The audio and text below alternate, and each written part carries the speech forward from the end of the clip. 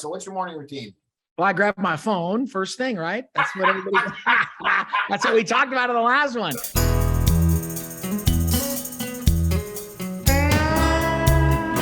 My morning routine is, it involves looking at my phone, seeing what's going on, checking my stocks, checking my crypto, right? Everybody out there's got man, that's bad news. First thing in the morning, bad news. You don't want bad news. That's a good, so I'm going to incorporate some of that stuff, but I do some morning like meditation kind of stuff, or reading something or listening to something.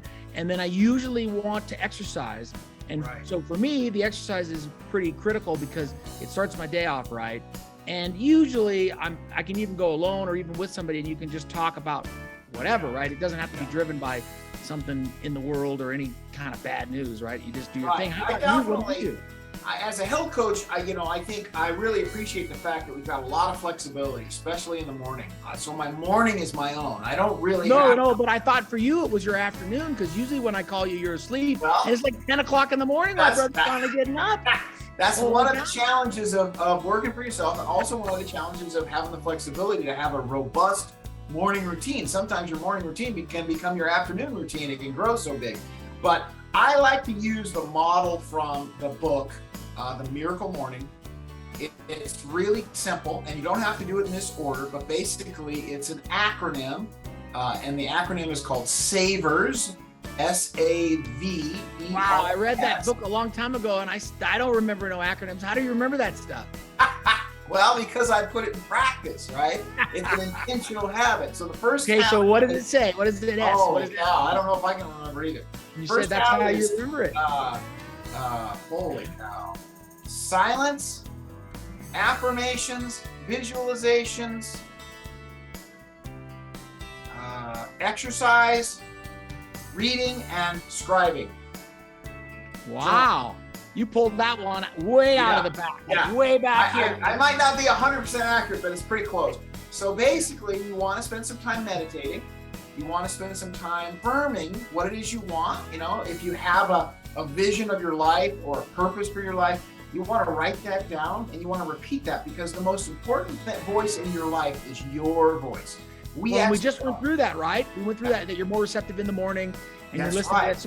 So that even if it's your voice, I know some people put it on their bathroom mirror, right? They'll have some sort of a mantra or something that they're trying to do. I found it's important to read it out loud as if you were telling someone else, right? Because your voice is a very powerful voice in your own. Give me an example. Read it out loud. Give me an example. An example. Listen, my purpose. I don't mean to put you on the spot, but I'm putting you on the spot.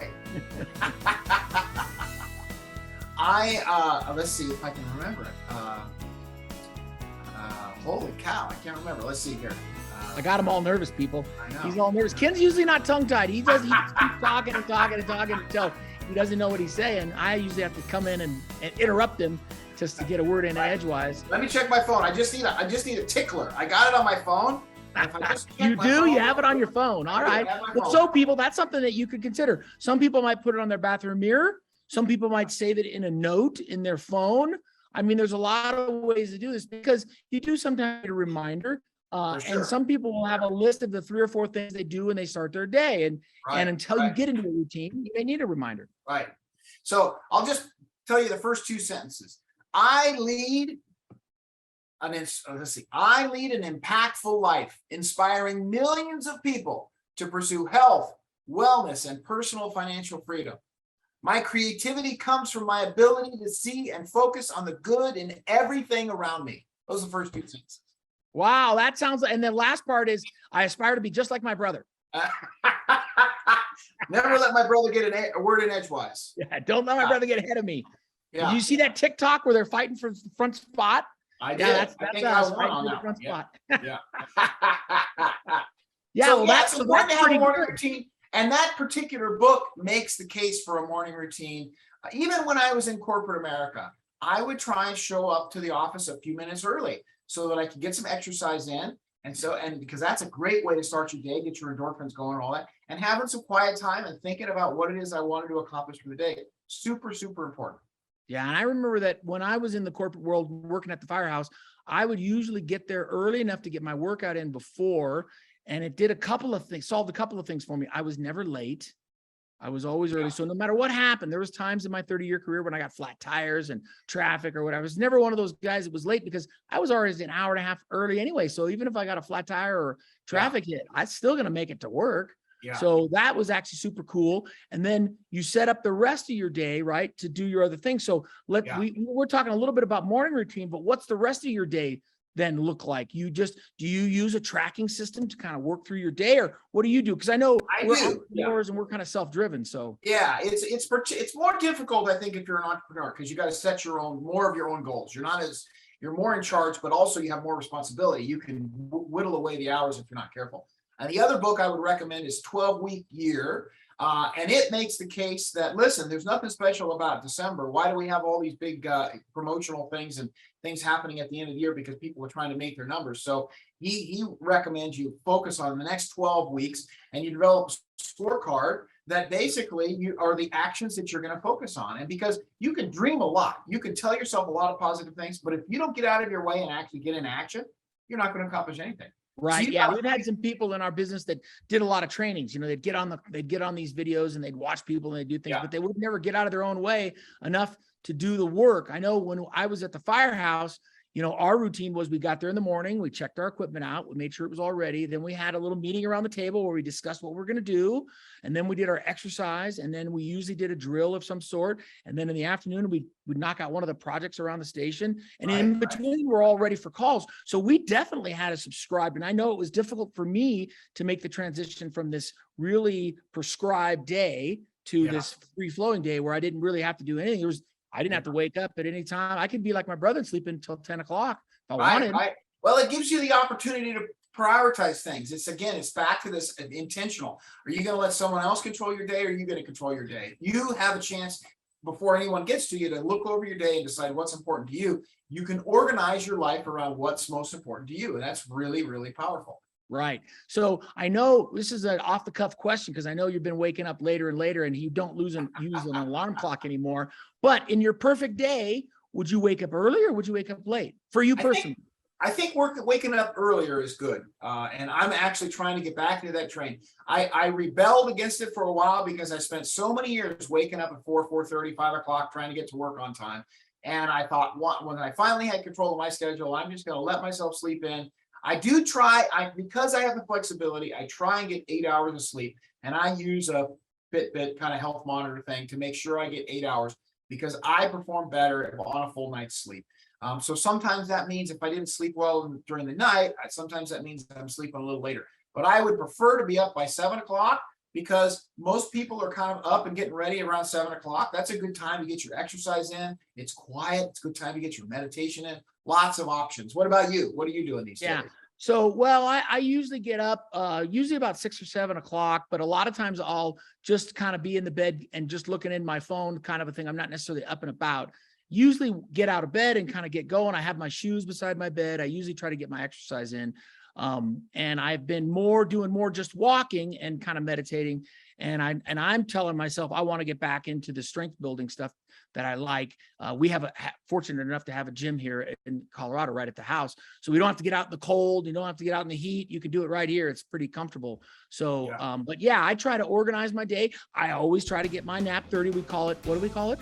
Nap 30. Nap 30. Right. So we always try to get a little nap in. My brother keeps his pretty short. Well, I think the Spanish have something on this old siesta in the middle of the day. It's pretty groovy. But if you don't get up till 10 o'clock, 12:30 comes pretty quick. So that's another reason why I think you work 4 or 5 hours in the morning.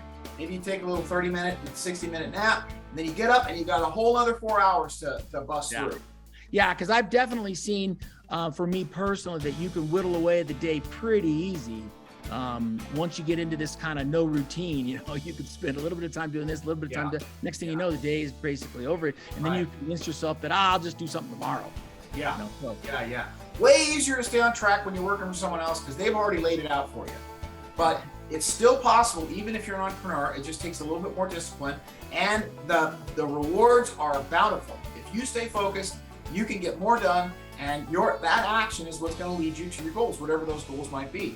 You know, if you need to be making sales calls, then heck, make the sales calls. Some people will incorporate some of the things we've said, because these are all kind of based around our home. But there's definitely people that will intentionally go to a place like Starbucks where they have to work, or a library, or an office, or whatever, because they're trying to impose, even though they work for themselves, they're trying to impose this routine on themselves. So whatever works for you guys, right? But if you find yourself at home, if you get up and get busy and get your day going, you're going to be better off because of it. We found the same thing. If you can get up early, even though it's dark 30, you're probably going to get more done. Yeah, for sure. And then you can knock off at 5 o'clock, right? A part of the other benefit about this 12-week year I was telling you guys about earlier is you can use that as a way to know when your work is done for the day, especially if you work for yourself. You can fall into this trap of never feeling like you can ever stop, that you're always working. And that 12-week year allows you some framework to decide what you're going to get done in a day, what a productive day kind of looks like. And then when you're done with that, if you have more gas in the tank or more time on the clock, you can obviously do more. But you can feel free to quit working when the job is done. And that's one of the major benefits of working for yourself. You don't have to work for 8 hours or some prescribed length of time. You can work until the job's done, and then you're off to do it something else. Yeah, and with this 12-week year format, it's basically a chart system where you check off the things that you've done, and you list out the things that are most important for you throughout the day to get done. And it's usually no more than maybe 10 things or 15 things. And once you get through those things, like my brother says, you can tell yourself, I've done enough for today. I'll do more tomorrow.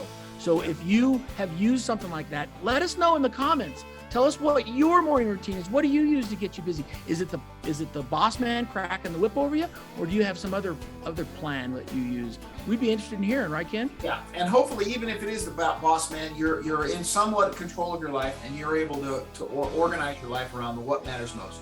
And what we would definitely encourage you to get into some sort of morning routine, which may have to happen before the actual bell clangs at work, but it's going to pay big benefits, big dividends. All right. With that, we got to give him the old Clark Brothers Bistro. Yep, out, baby.